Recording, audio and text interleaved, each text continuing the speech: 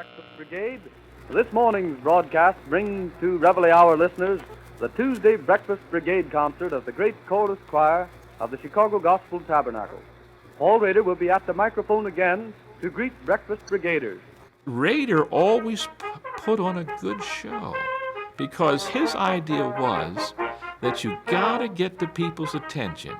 If you're gonna share Christ with them, if you're gonna preach Christ with them, you gotta have their attention. And he had the ability of getting people's attention.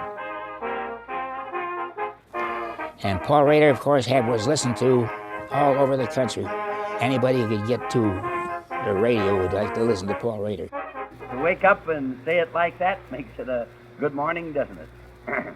We trust it'll be a great day for you.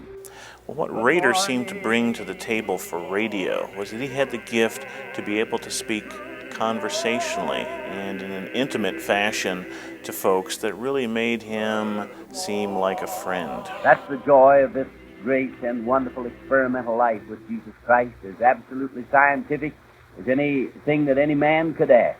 Everything Rader did was in some way related to evangelism. Every story he told, every article he wrote, every broadcast, every project that came out of his heart had one aspect, and that was to introduce people to Jesus Christ. I have peace and joy and blessing in the service of the King.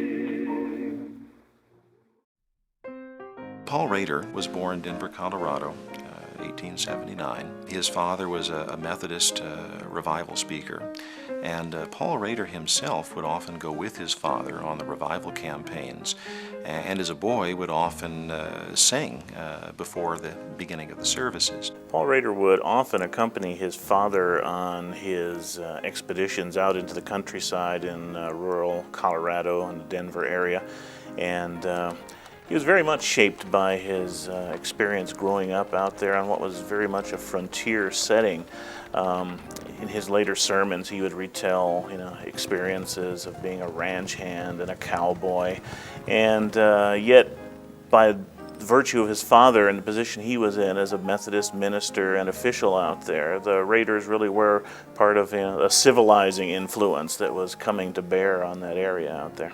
He recounts times when his father would actually take him along with him into saloons, and the saloon owners would provide a variety of entertainment for the local ranch hands and ruffians gathered there. He would sometimes sing solos and maybe even preach little sermons for the edification of the assembled crowd. D.L. Moody was having a large campaign in one of the cities, and Paul Rader wanted to go there. And so he went there, and the building was packed. And so little Paul Rader ran around the building hoping that someone would come out and he could scoot in. And he ran into this short, burly man with the beard. And the man looked at him and said, "Son, what are you doing?" He said, "I want to go in and hear D.L. Moody." "Why do you want to go in and hear D.L. Moody?" "Because my father told me that he's the greatest preacher in the world, and I want to go and hear him." And so Moody looked at him and says, "Grab a hold of my coattails and don't let go, and I'll get you in." And so Moody brought him in, sat him down, and he sat there with Paul Rader for a while, and all of a sudden they introduced D.L. Moody, and much to Paul Rader's surprise, the guy that got him in was D.L. Moody. And the interesting thing was that he then followed D.L. Moody and put the Moody Church on the map. And I think that was one of those coincidences of providence, I guess you would call it, that God brought these two men together. The days I spent with my father as we traveled together while he preached to the men of the plains gave my soul the firm grasp of the simple gospel. I never could forget his plain talks and his simple illustrations that made their way into darkened minds and hearts. There came to me a great desire in those days to preach the gospel. In his teens, he actually started his own preaching ministry in some of the smaller communities there on the prairie. in Wyoming, north of Denver. But when he went to college, initially at the University of Denver and then later at the University of Colorado, like many Christian young people at the time, he essentially lost his faith. They took away my Christ from me. I went to a Christian school and they did it. They didn't take him right away. They didn't grab him. I was willing to rip the very faith out of my heart if it was not scientifically correct. I did not want to live on emotion. That voice would call, but I would smother it. How the voice of God cried within my heart, but I smothered it. Oh, the agony of being without that voice. There in college, he ran into some of the new modern biblical criticism and various strains of Darwinian thought and the things that were making the intellectual rounds at that time and which were beginning to turn some academic heads. This thought was the intellectual rage of the day, so Rader began to run into these sorts of things. And so Paul Rader came through college really having a crisis of faith and losing the faith of his own father. I could not understand any part of my life if I did not believe that God chooses men for their work before they're born. I believe that God has a right to pick all sorts. He's not a respecter of persons. He began boxing while working, I think probably early on in his college career in mining camps during the summer near the Denver area. There he met a fellow who was known as Young Corbett, who later in a couple years went on to become the featherweight boxing champion of the world. And this guy sort of took him under his wing in terms of teaching him style and technique. And Rader became a pretty good boxer. As years went by, Rader would fight under assumed names, and he was pretty good. And at some point later on, eventually served as a heavyweight sparring partner for heavyweight champions Bob Fitzsimmons, Fightin' Bob Fitzsimmons, and James Jeffries. If Paul Rader would not have been afraid for his name and for his father to know what he was doing, he probably could have been a great boxing champion.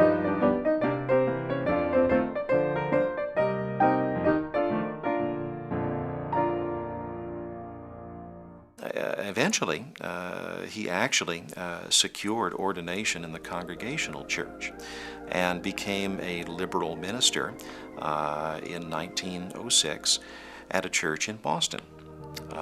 Shortly afterward, he was transferred and was a pastor, again, at a liberal church in Portland, Maine. In his university days and in his early pastorate, he became very disillusioned with liberalism because it had no power to change a person's life. And the background of Paul Rader was that he had seen some very significant life changes through his father's ministry and even through the little ministry that he had prior to going to the university, where he saw God really do some wonderful life-changing works in people's life.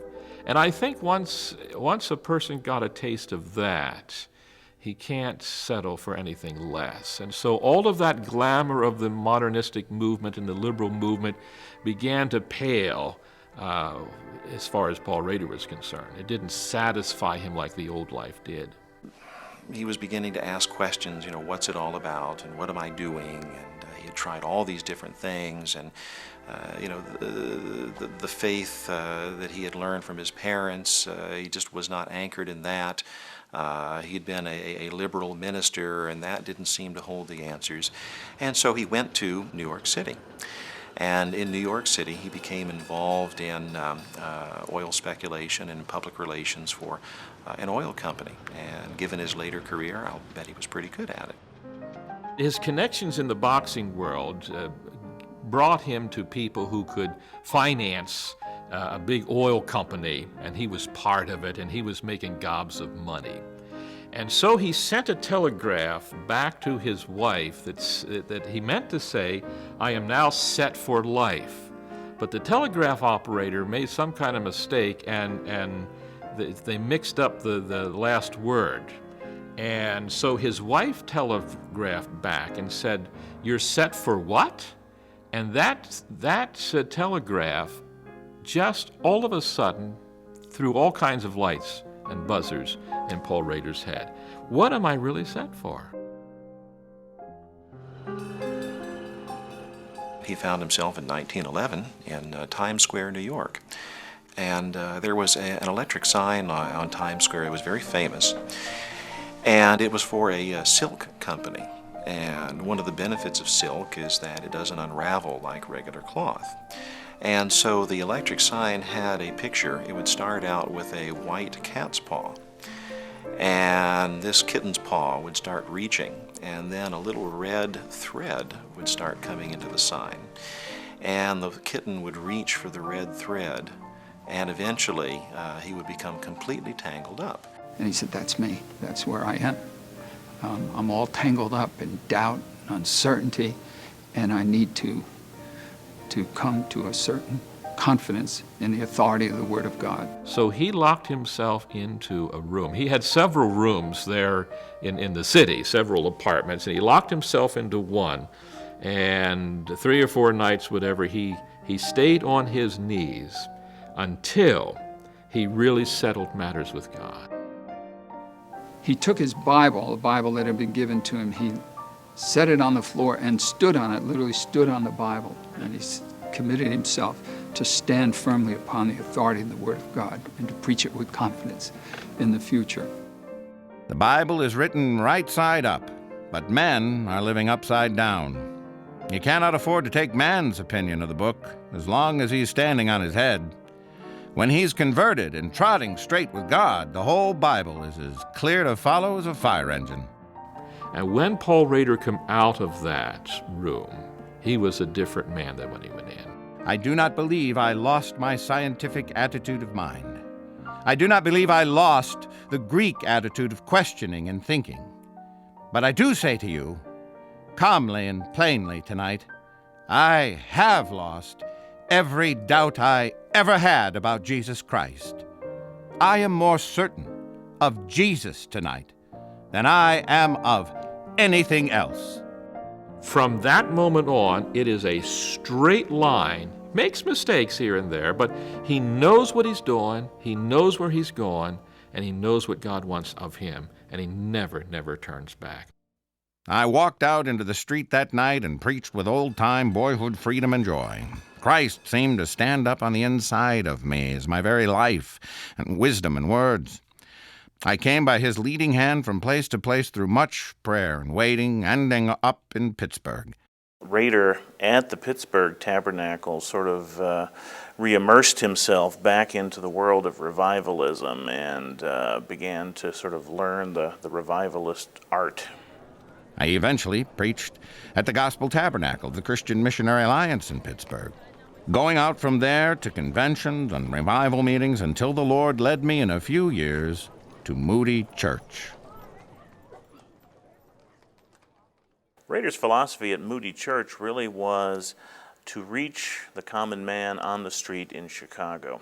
And in that regard, he actually convinced the people at his church, or most of the people at his church, to abandon their old church building and to construct a wooden tabernacle.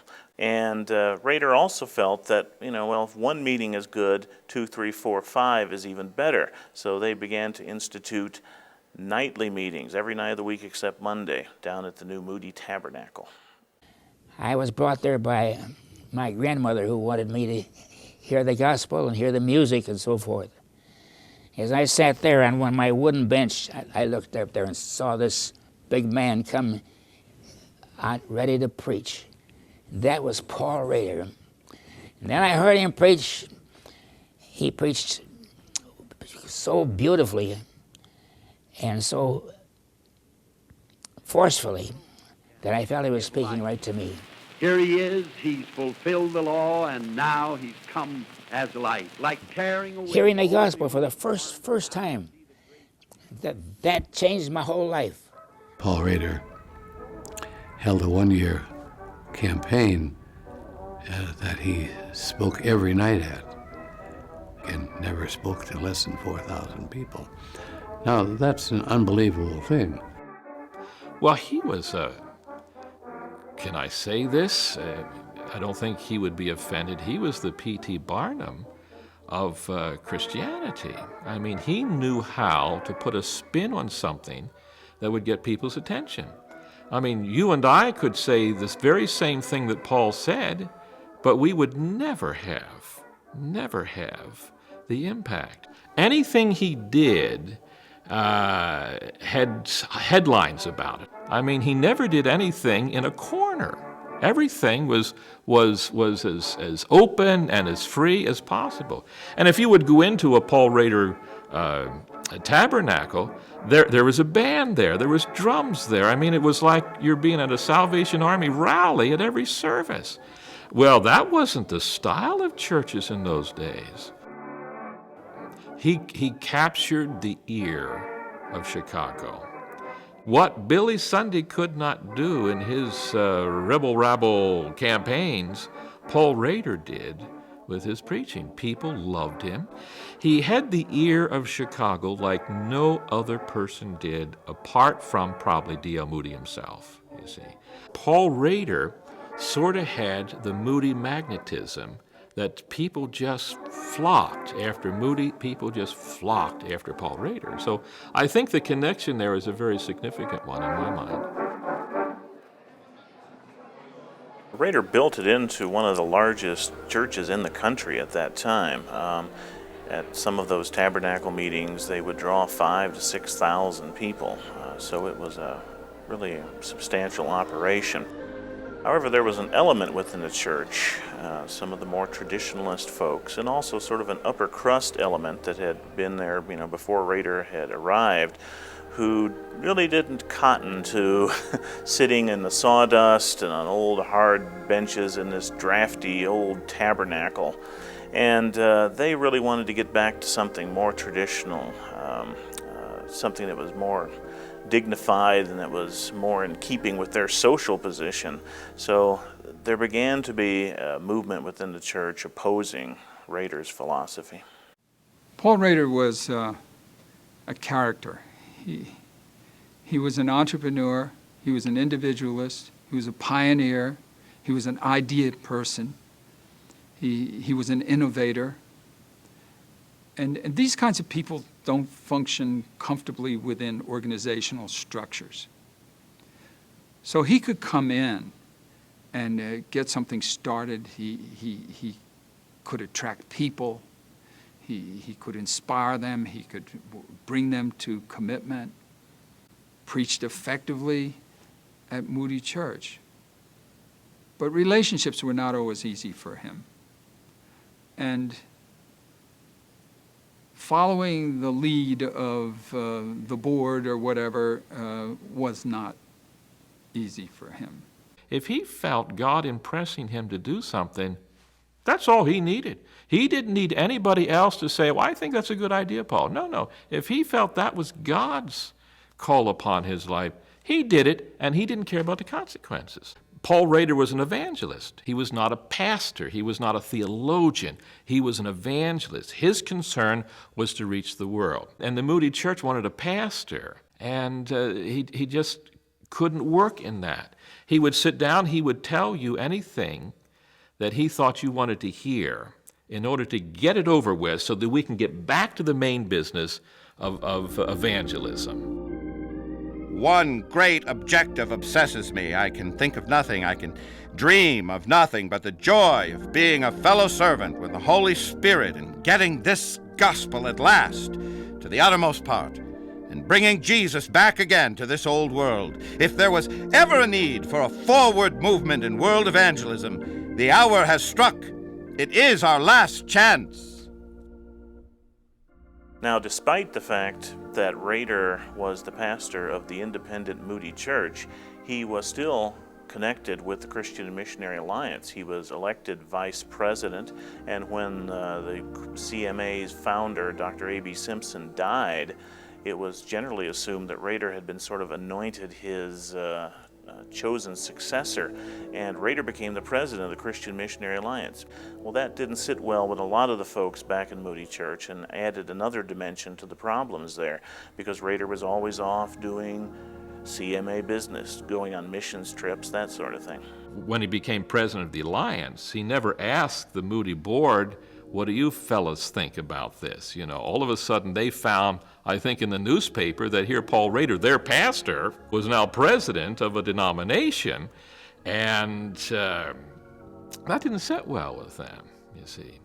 It is true that he had this vision for doing so many things, and part of it was just the way Christian Missionary Alliance was developing. They needed a certain level of leadership and involvement, and then the church would be jealous of his presence. They would want him to be there to preach, and if you have someone like that who draws, as he was able to do, when he wasn't there, doubtless the attendance went down. People wondered what's going on. By 1921, Moody Church was pretty divided between people who were in favor of Paul Rader and those who had something against his leadership there. And they came to a parting of the ways. At that point, Rader threw himself into the work of the Christian and Missionary Alliance, going on fundraising tours for them, that sort of thing. But some of his friends back in Chicago said, you know, Paul, why don't you just come back for a short revival next summer, summer of '22. And the basis for this eventually turned out that he had a bunch of steel girders, which were originally intended for a revival in New York City, but they ended up shipping them back to Chicago, and that served as a basis for a tabernacle on the north side of Chicago. Paul Rader come up with an idea, a vision, I believe, to reach America with the gospel of Jesus Christ. And that was tabernacle. In every major city across America, there would be a tabernacle. And that tabernacle would be devoted to one thing only, and that was evangelism. There would be great crusades and preaching and music and evangelism 7 days a week. I think the tabernacle movement was a brilliant vision that Paul Rader had, and had he had the cooperation, would have tremendously affected our country as far as evangelism is concerned. Well, they chose a location at the junction of Clark, Halsted, and Berry in the city's Lakeview district and erected this temporary steel tabernacle. And they began to hold meetings there in June of 1922, and the meetings turned out to be very successful. I saw this big tabernacle. It was really called like a steel tent. And you walked in there, especially on a Sunday. The atmosphere on that tabernacle was just amazing, because you'd almost think you were going to the World Series, because all the streetcars back in those days were just filled. They had maybe 10, 20 streetcars that were dedicated just to take people to the tabernacle. And so you saw people streaming in from all over, just like they were going to the World Series somewhere. Rader always put on a good show, because his idea was that you gotta get the people's attention. If you're gonna share Christ with them, if you're gonna preach Christ with them, you gotta have their attention. And he had the ability of getting people's attention.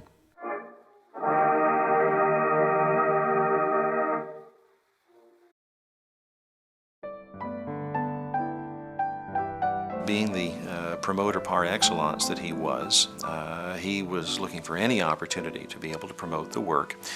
And in 1922, in June 1922, he was invited by the mayor of Chicago, William Hale Thompson, a very smart politician, to come and broadcast from a radio station that the mayor was sponsoring. Well, Rader was a very well-known person on the Chicago scene by this time. He had written a column in the Chicago Daily News, of course his work at Moody Church. So he was really a public figure in a lot of ways.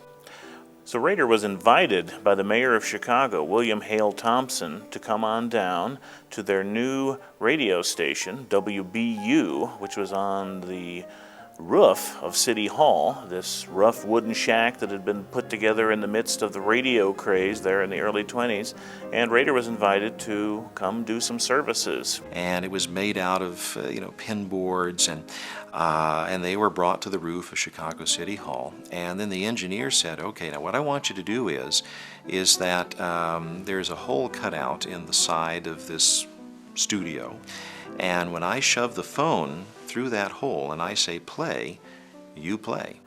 Well, they gave Rader sort of a makeshift microphone that they had constructed out of the handset of one of the old telephones, and a set of earphones, and he had with him his brass quartet, a couple of trumpets and trombones. The clock ticked down. It was time for the broadcast, and the brass quartet was in this little pinboard studio on the roof of Chicago City Hall, and the engineer shoves the phone through and says, play.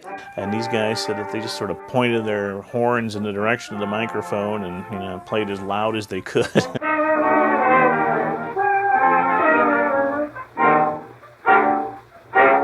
And then Paul Rader comes to the mic and he brings a message. Rader gave a rip-roaring sermon by the looks of the picture that was published in the Chicago Daily News. 100,000 sinners within the sound of my voice today must be saved. The world is drifting. Crime rules, and the temporal officials are blamed when religion, and religion only, non-sectarian, unquibbling, undogmatic religion will bring the peace you pray for. All who hear me and wish to accept Christianity, come to the tabernacle, and I will pray with each individually. The first time, Paul Rader was all eyes, all ears. This was a new thing. It can't be to us, but it was to him. Putting a program on the air so that people out there can hear it, that's exactly right. Now, this is like nothing that he'd ever done before, and I guess it was just an opportunity to be involved with something that was new and exciting, but there was just a unbelievable volume of response. Back then in 1922, there were very few radio stations on the air, and so a station like that could be heard almost nationwide. And they got Rader a lot of publicity for the meetings that he was doing there at the Tabernacle. And Rader was rather surprised when all this happened, the response from people in the Chicago area, because he really wasn't that hip on what was going on with radio, and it really stunned him that this obscure little gadget could reach that many people. Here we are. The idea of broadcasting scheduled programs to the general public was completely unknown, really, up until KDKA came along in 1920.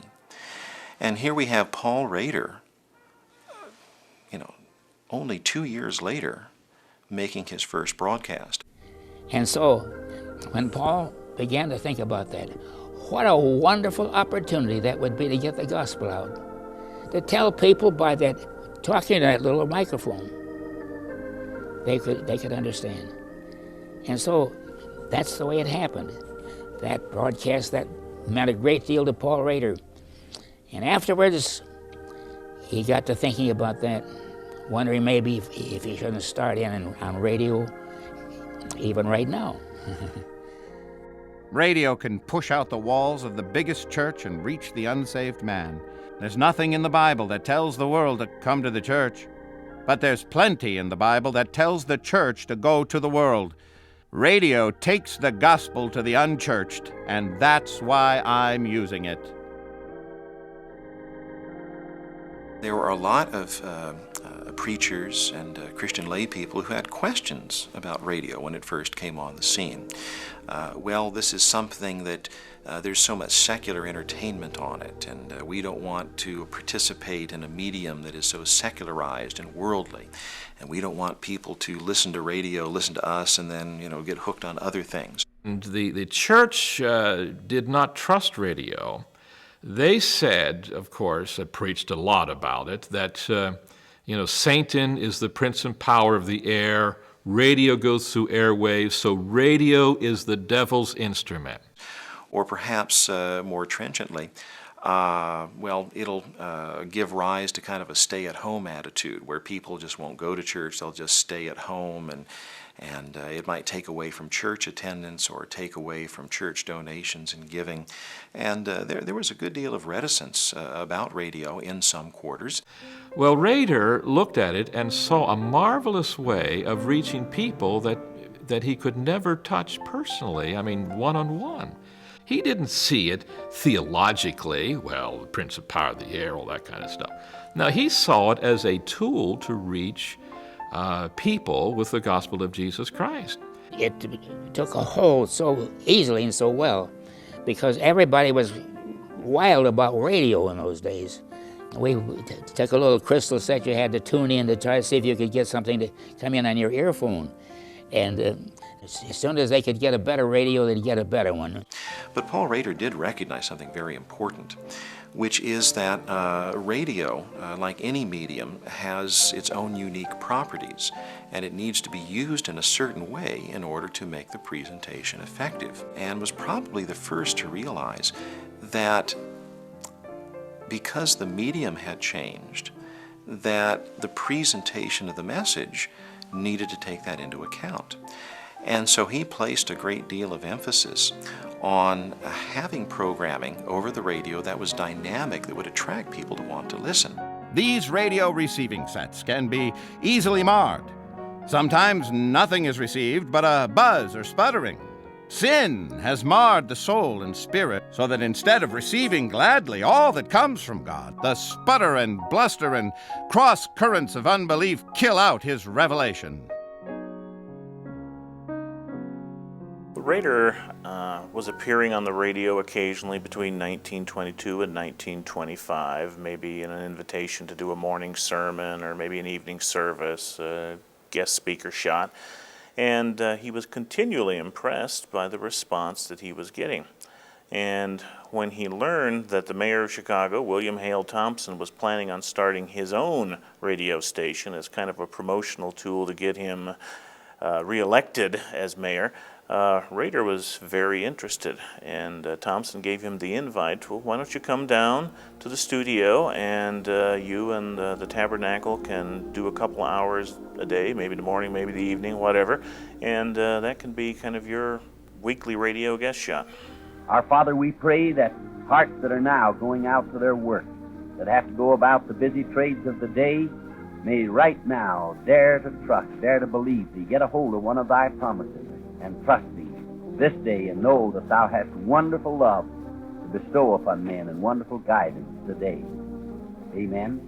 He found out that WHT was not broadcasting on Sundays, and so he arranged to be able to get time on Sundays to do some broadcasts. Then I believe the CBS radio network built a very powerful flagship station in Chicago, WBBM. And then he came in one day, the manager came in one day, he said, I have some news for you. He said, WBBM is not broadcasting on Sundays at all. So Paul Rader switched to the powerful flagship station, and in his characteristic style, he didn't just want one program on Sunday, he bought the whole day, and he purchased 14 hours worth of airtime. The broadcast was very well received because Paul Rader had not only just the speaking voice, he had a whole musical setup.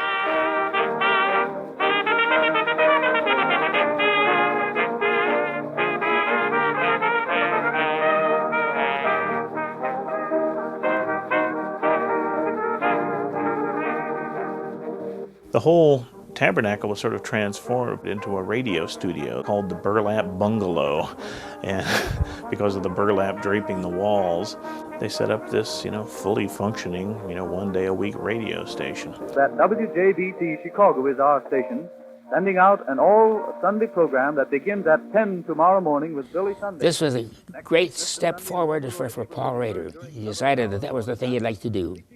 And so he began to set up for that wonderful full day of Sunday. They'd start out with a program and they'd have a theme. They knew what the theme was going to be, and then PR would start to preach. God said, let there be light.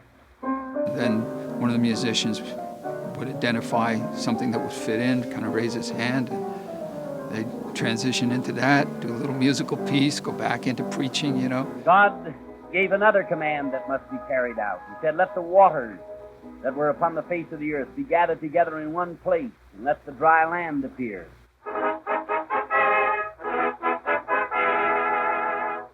He decided he was not going to try to conduct a church service. He felt that the churches of Chicago should not have further competition. The Chicago Gospel Tabernacle was not seen as a church, it was seen as an evangelistic center. But that meant that he could broadcast the afternoon service, and he could broadcast the evening service, and they had everything from a boys and girls program to a missionary program to a devotional program. Well, Rader inspired his staff particularly to begin coming up with programs that targeted different groups in the audience, what we today would call, demographic groups. And they came up with programs for young boys called the Radio Rangers Hour. They came up with a program for young girls, the Aerial Girls. And he also came up with a program called the Sunshine Hour, which was targeted sort of for shut-ins and the bedridden folks. And it interspersed snippets of poetry with comforting Bible passages and hymns played by one of the keyboardists on the Tabernacle's Mighty Wurlitzer.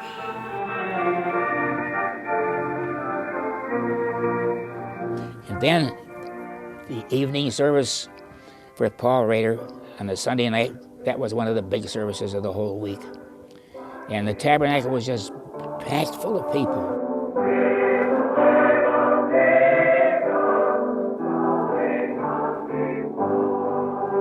After the service was over and everything was quiet in the studio, he would talk to the audience that had gone home after the service. And he had a ladies' trio that always was there on Sunday night. Jesus Christ, who died for me. I couldn't wait to get home to listen to the Back Home Hour. And there were a lot of people like that. Far beyond the starry sky. To me, especially I'd listen to him.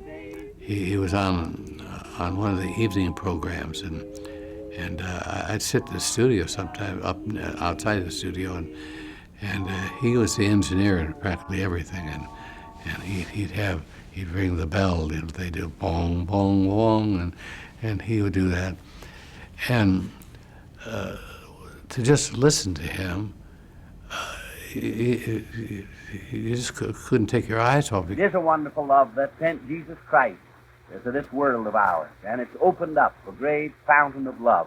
That's the miracle of it, that God can open a heart and pour love into it. So you just listened to him and just sat there and said, wow, I just want to drink it all in. I couldn't wait until the next program came. That's the joy of this great and wonderful experimental life with Jesus Christ, is absolutely scientific as anything that any man could ask. We're the test tube, and we work these things out in the test tube of a heart, spirit, soul, and body, a temple. So that was in 1925 that they started regular broadcasting. In time, response warranted being able to broadcast on a daily basis, and so he purchased airtime on WBBM to broadcast every morning with a program he called the Breakfast Brigade. Good morning, Breakfast Brigade. Paul Rader's Reveille Hour greets the host of early morning risers throughout America and Canada once again with refreshing music and message. Let the brigade salute become the signal for the start of a glorious day for every breakfast brigader. And this was a way to, again, expand his presence. And in fact, even in 1930, at least for one season, the program was also carried coast to coast over the CBS radio network. Ladies and gentlemen, this Breakfast Brigade broadcast features the 30th presentation of Paul Rader's Reveille Hour, a spiritual awakening program that is brought to your breakfast room each morning over the Columbia Broadcasting System. One of Rader's key supporters was A.M. Johnson, the president of the National Life Insurance Company.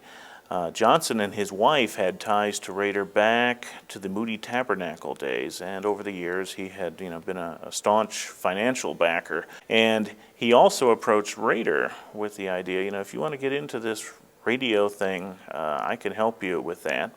And Rader thought that was fine, and of course he was all in favor of that. But he also told Johnson, I think I really also want to see if we can get the listeners to support this ministry. There's only one way to run radio, don't you? And that's by the response that you get. And if you don't hear from people, you feel like you're just talking to Pike's Peak, and what's the use? So we don't want to get above your heads, and we don't want to shoot it around you, but we want to hear from you. When the National Radio Pulpit, which was the Council of Churches radio ministry, was on the air, Paul Rader was also on the air, they would get 60,000 letters a year. Paul Rader would get 250,000 letters a year. That's about 5,000 letters a week. I think he had 12 or 13 secretaries that all they did was answer the letter. Some of you have just been wonderful. While I was away, you wrote more letters than this station ever saw in all of its life. Rader managed to get people to help them stay on the air, that they were doing a service to the community and to the world by getting the gospel out over the airwaves. And that was really kind of a new twist. Rader seems to be, from all indications, certainly, if not the first, was certainly the biggest person to be practicing that sort of philosophy. Paul Rader counts on your loyalty to the gospel message as broadcast during Reveille Hour each morning to cause a response in your heart and home. A letter from you stating that you wish these programs continued for the Breakfast Brigade is the only method he has of determining your interest and appreciation.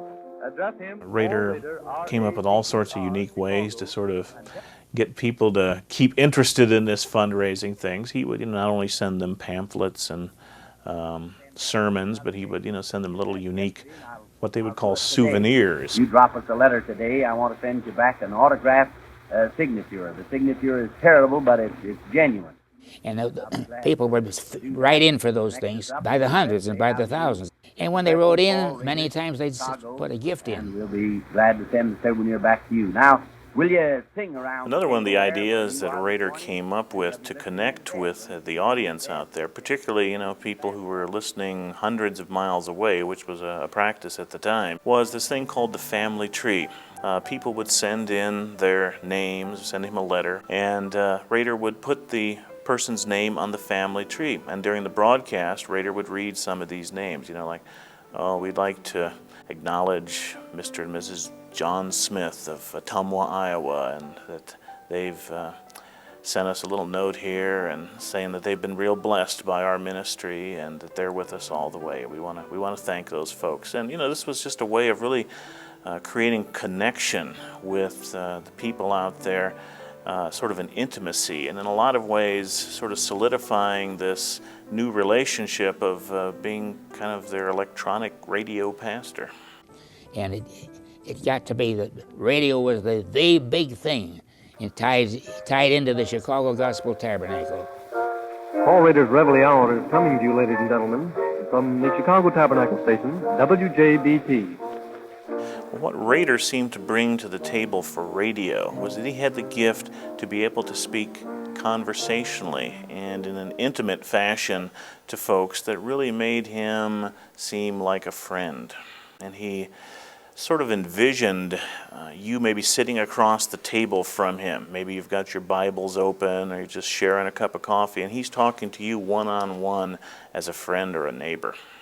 Now, will you sing around the table there where you are this morning? Many of you listening in bed. Well, you can sing in bed. They say that they're singing in the bathtub these days, so you can certainly sing in bed. Maybe that'll get you up this morning bright and early. Come we that love the Lord, and let our joys be known. Sing this same hymn that we were using a while ago, and you come to the chorus, you join in. When he talked to you, he talked to you with his heart. His heart just came right out at you. And right off the bat, you knew this man was for real. He wasn't trying to display himself, but you saw the love of Christ just radiate from him. And so it just gripped you. Men will accept the good things about Christ, but have you accepted Calvary? Have you accepted the cross? Have you accepted his death for you and admitted that you are the one that should have died, that he's died in your place? This is what Calvary means. Will Elisha go? In my opinion, he invented Christian radio. He is the one who all of a sudden began to see that there should be a connection between the broadcast and the listeners. So his idea of radio was it's another way to connect with people, and not just one way, but it has to come back to him as well. And so in that sense, I believe that Paul Rader really invented Christian radio and really set the standard of what Christian broadcasting ought to be about. Joshua said he went, he was a volunteer, he was one of the men of faith, and he spied out Canaan land, he came back with a good report. While the rest of them talked about giants, he talked about a big God that never fails.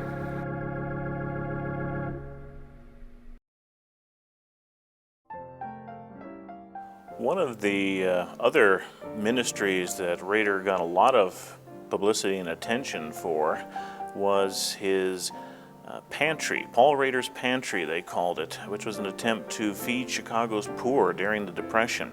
Here's a new plan of providing food for families of the unemployed. This summer's growing season will yield bumper crops. Our job is to salvage this abundance in order to feed the needy. We must beat the storing genius of the squirrel this summer. The farmers I reach daily by radio will sell very cheaply, or in many cases donate the produce I require to feed thousands of needy families. Those were sad days for the people. They just didn't have any money they didn't have any jobs, didn't have money for food or clothing. And so Mr. Rader found out that there was farmers who had food but couldn't sell it. And so he asked them to bring it to the tabernacle. And then he would invite the people to the tabernacle, and we had a kitchen there. And some of our members would cook and serve lunch and dinner to the people in the neighborhood or anybody that would come and needed food. So what he did, he took his gospel tabernacle building and turned it into a cabbage factory, all kinds of vegetables, and you know when you're cooking cabbage, that whole area stank to high heaven. At one point, in his obituary, the paper said that he was feeding upwards of 36,000 people in that Chicago community. He got involved in the community. Rader, in fact, was commended by Mayor Anton Cermak and the Chicago Daily News as a positive example of what the community could do to help the poor during these troubled times. And he did everything he could to meet the needs of people, all within his power. Imagine today someone taking their church and turning it into a cabbage processing factory. I can't imagine somebody doing that. I mean, Paul Rader, faults that he may have had, genuinely loved people.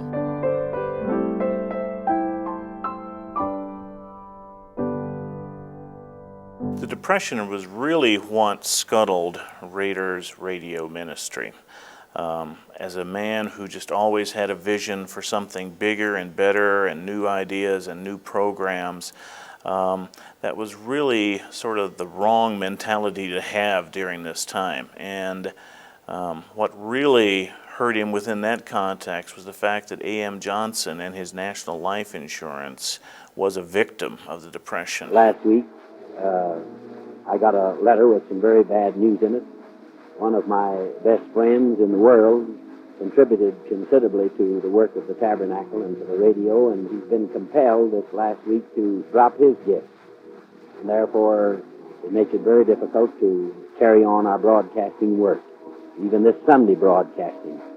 And Johnson's company really took a hit in the stock market and in the investments that they had made, and as a result, he had to step back, and he told Rader, listen, you're on your own. So what Paul Rader did was he assumed the church debts personally. instead of allowing his baby, the Chicago Gospel Tabernacle, to be tainted by debt, he allowed himself to be tainted by debt, and it really took him out.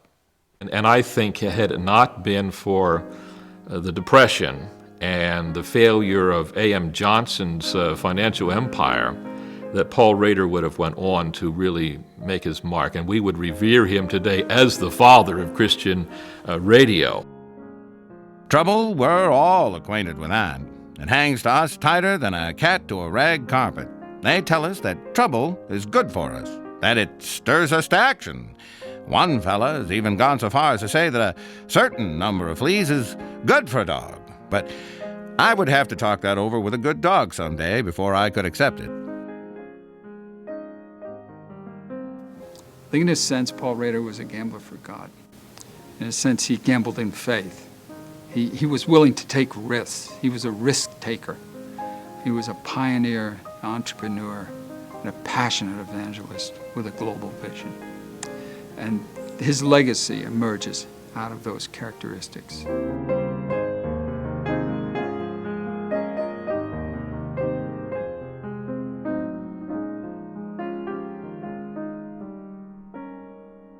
After Chicago, he lost his financial support, and he lost his voice to the nation because he had no radio program. And I guess he went down to Fort Wayne. They invited him down there. And they thought that if we could get Paul Rader down here, our church would explode. But it wasn't a Paul Rader platform. Rader came back to Chicago during the period of the World's Fair, the Century of Progress, and he tried to hold some meetings and try to capture what he had, but it didn't really seem to take off in the way that it had before, and he eventually called it quits here. But the last few years of his life are the saddest. Maybe he didn't think it was sad. You know, I'm sure he was a very upbeat kind of a fella to the end, but I think from a historical perspective, it was a sad, sad ending to a very great man. He had a great funeral at the big Presbyterian church in Hollywood Presbyterian Church. It was a big, big funeral, and of course the church couldn't hold all the people who wanted to get in, but it was a big, big funeral. And then we marched down to the cemetery and saw them lower the casket. The wonderful Victor has gone home, Paul Rader. My father in the Lord, how much I loved him, yeah.